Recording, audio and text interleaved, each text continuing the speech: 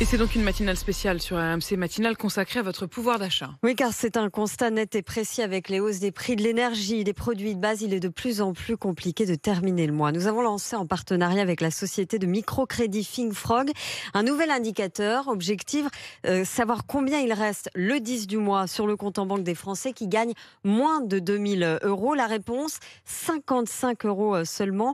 Martin Bourdin, comment explique-t-on qu'il reste si peu ? Eh bien, c'est à cause des dépenses contraintes, des dépenses qui plombent les finances de ces Français en tout début de mois. Le paiement des loyers, les remboursements de crédit, le règlement des factures d'électricité, de téléphone, d'assurance aussi.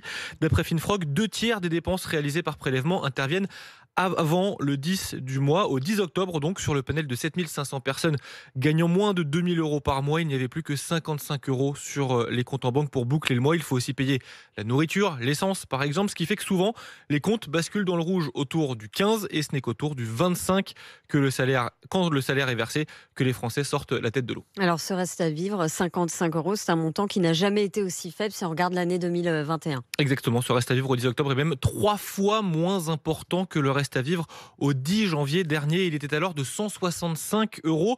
Depuis le début de l'année, au 10 de chaque mois, il reste en moyenne 94 euros aux Français qui touchent moins de 2000 euros par mois. Mais depuis le mois d'août, on est largement en dessous de cette moyenne.